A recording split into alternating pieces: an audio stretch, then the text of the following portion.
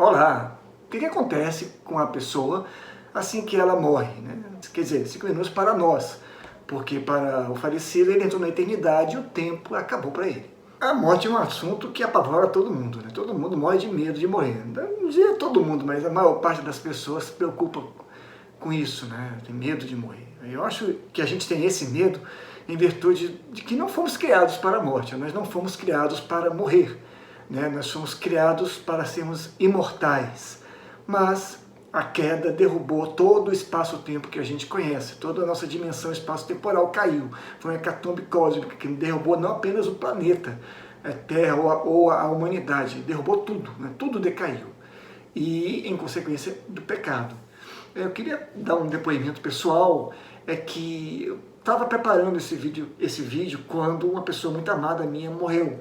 A minha sogra morreu e eu parei com ele e fiz um outro vídeo que está aí no canal, vocês podem procurar, chamado O Céu, uma mensagem de esperança para tempos difíceis. Depois, então, agora eu retomei e vou falar sobre esses 5 minutos depois da morte.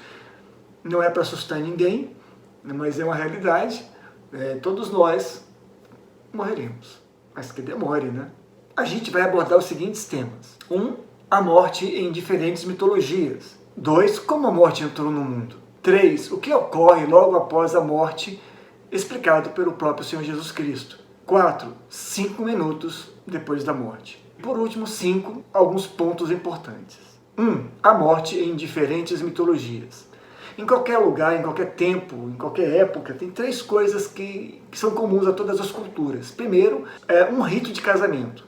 Segundo, um rito de passagem, ou seja, da idade infantil, juvenil, para a idade adulta, onde o menino deixava de ser um menino e passava a ser um homem. E 3, um rito fúnebre, uma maneira de enterrar os mortos, de se despedir dos seus queridos. A morte na mitologia grega. Os antigos gregos, eles acreditavam que todo ser, tudo que é vivo tem uma espécie de ânima, um tipo de alma. Para eles, assim que a pessoa morria, ia direto para o Tártaro. Ela se encontrava de cara num rio chamado Aqueronte, e logo vinha um barqueiro chamado Caronte. A pessoa pagava, esse barqueiro, 2 moedas de prata, e o Caronte levava essa pessoa para o outro lado, onde o seu destino seria ou os Campos Elíseos, que era uma espécie de paraíso, ou iriam para o Tártaro mesmo, que aí era um local de sofrimento, um local terrível.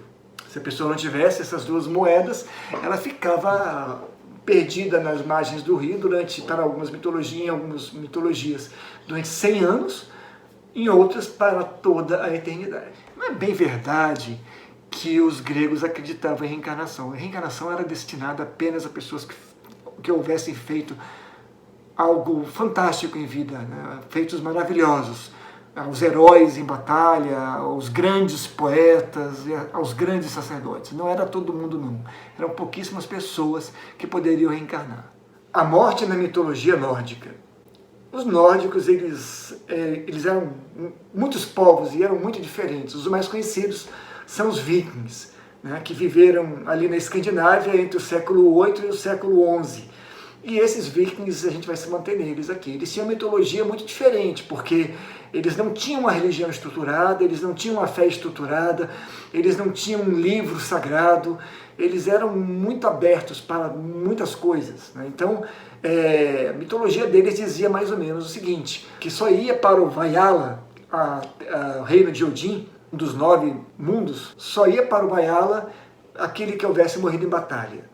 E não eram todos, eram só alguns. Odin escolhia os que iam para o reino dele. Os outros que morriam em batalha iriam para o reino de Freya, um lugar muito legal também.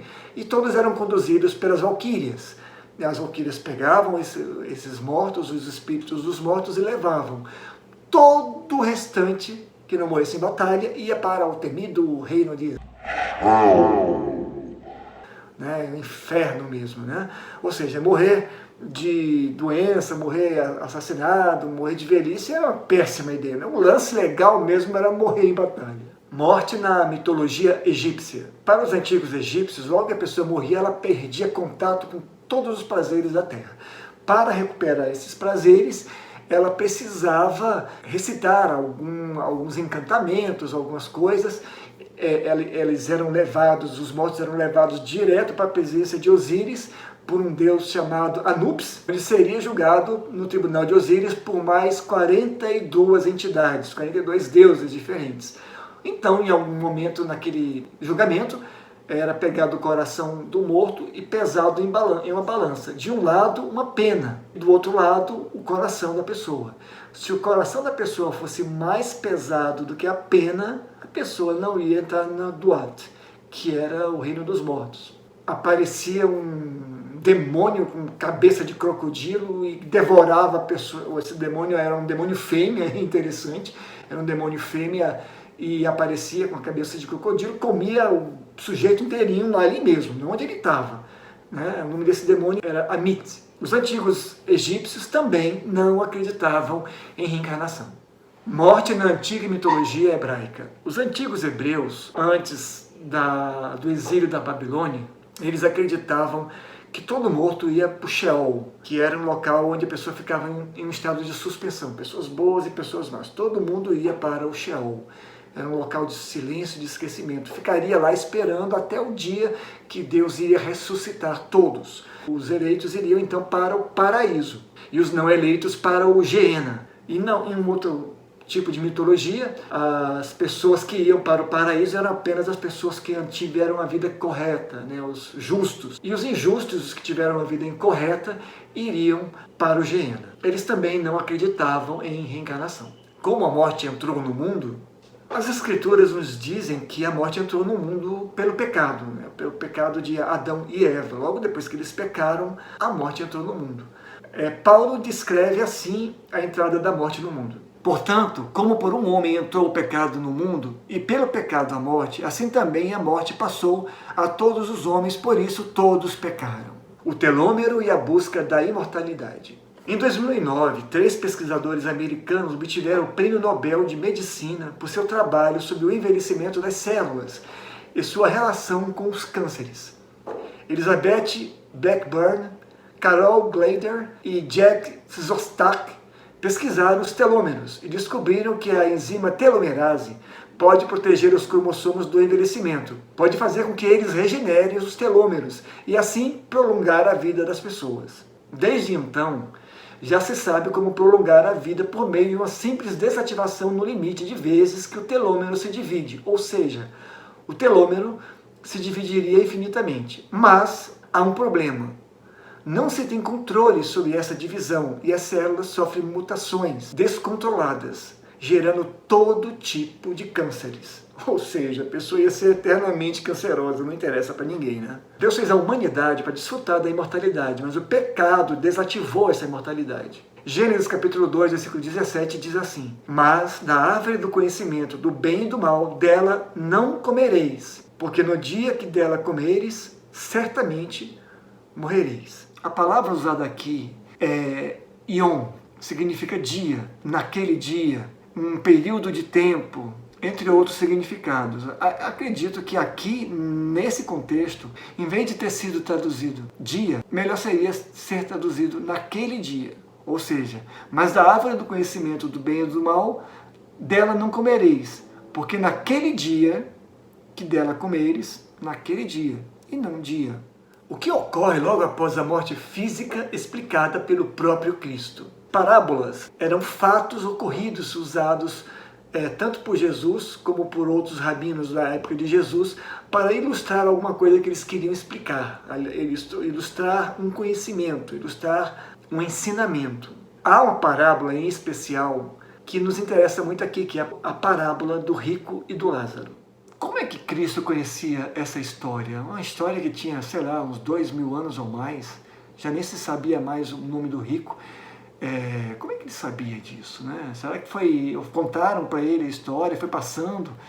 Eu tenho um pensamento, uma opinião. Eu acredito que Deus deixou que Cristo lembrasse desse fato, quando Cristo ainda estava na eternidade com Deus e presenciou isso tudo, né? Quando ele e o Pai ainda estavam na eternidade, ele estava lá com o Pai, antes da encarnação de Jesus. E Deus permitiu que ele se lembrasse disso, então ele trouxe esse conhecimento para a gente. Essa parábola ela é exclusiva do livro de Lucas, que está no capítulo 16, a partir do versículo 19, que diz assim pra gente, vou ler aqui para vocês, nessa versão Almeida Corrigida Fiel. Eu gosto muito disso aqui, ela é bem fiel aos manuscritos mais antigos. E ela fala assim pra gente: ora, havia um homem rico, e vestia-se de púrpura e linho finíssimo, e vivia todos os dias regalado e esplendidamente. Púrpura e linho finíssimo eram vestimentas exclusivas da nobreza e de pessoas muitíssimo ricas. Muito ricas mesmo. A púrpura era uma cor obtida através de caracóis que só se encontravam no Mediterrâneo. Eles tinham que espremer os caracóis e fazer. Era muito caro, um processo caríssimo. E diz também que havia Lázaro, no versículo 20. Diz assim: havia também um certo mendigo chamado Lázaro, vivia cheio de chagas à porta daquele. Desejava muito alimentar-se das migalhas que caíam da mesa do rico, e os próprios cães vinham lamber-lhes as chagas. Ou seja, o cara era doente mesmo, ele estava doente, vivia na porta do rico e não comia nada, e os cachorros ainda vinham lamber as chagas dele. O texto não diz que o rico era uma pessoa má, mas também não diz que era uma pessoa boa. E o problema do rico não é a riqueza. O próprio Abraão era muitíssimo rico, comparado a um príncipe. O problema aqui é como a pessoa se relaciona com a riqueza. E o problema dele, desse rico em especial, também é a oportunidade que ele teve de ajudar Lázaro, de fazer algo por alguém, e não fez. O texto também nos diz que ao morrer o rico foi sepultado. Diz que ele foi enrolado, embalsamado, deve ter sido coberto com lençóis, devem ter colocado perfume nele, devia ter uma tumba exclusiva para ele ou da família dele, deve ter aquelas mulheres carpideiras que choravam, provavelmente foram pagas, e muito bem pagas, para ficar chorando por ele, eram profissionais, interessante isso, né? Mas a Bíblia nos fala que ele morreu e que de imediato ele estava no Hades. E Lázaro era um mendigo, doente, faminto, que teve uma morte, a gente não sabe nem como é que ele morreu, que não foi sepultado. Deve ter sido jogado em covas coletivas, onde colocavam as pessoas mortas, os mendigos, as pessoas que não tinham família, eram jogados, jogado lá, deve ter tido as suas carnes comidas por urubus e por outros animais. Mas nos diz também que logo depois ele foi conduzido por anjos para o seio de Abraão. 5 minutos após a morte. O versículo 22 nos diz assim: e aconteceu que o mendigo morreu, e foi levado pelos anjos para o seio de Abraão, e morreu também o rico, e foi sepultado. E aqui começa a tragédia do rico, né? Ele percebe isso. Ele morreu quando ele abriu os olhos, ele já estava no inferno. O versículo seguinte diz assim: e no inferno ergueu os olhos, estando em tormentos, e viu ao longe Abraão e Lázaro em seu seio. Lázaro foi levado pelos anjos, e o rico foi para o Hades. O que acontece aqui é muito difícil da gente entender. Um dos conceitos mais difíceis de entendermos é a ausência do tempo. Se tem uma coisa que todo mundo entende, é o tempo. O tempo só anda para frente, pelo menos é o que é a nossa percepção. Ele não é exatamente assim. Mas para o dia a dia, para a nossa vida, o tempo ele vai andando para frente. A gente está dentro do tempo o tempo todo. Então, quando a pessoa morreu, que ela abre os olhos e ela está na eternidade. No caso de Lázaro, ele abriu os olhos na eternidade e havia anjos. Quantos seriam? Não era, porque a Bíblia diz que eram anjos, eram 2, 3, 4, quantos, né? E por que esses anjos estavam lá? Porque quando a pessoa morre, assim que ela abre os olhos na eternidade, ela não sabe o que está acontecendo. Os anjos aparecem para Lázaro, para mostrar a Lázaro o caminho. Indicam a Lázaro um portal dimensional, aonde Lázaro vai passar por ele e vai chegar ao seio de Abraão. No caso do rico, ele abriu os olhos, de imediato já estava no inferno. Não é algo que alguém conduz, né? Não há demônios que conduzem a pessoa para o inferno. O inferno não é lugar de morada dos demônios, como diz a mitologia popular. A Bíblia diz que o inferno está reservado para o diabo e seus anjos. O diabo não está no inferno.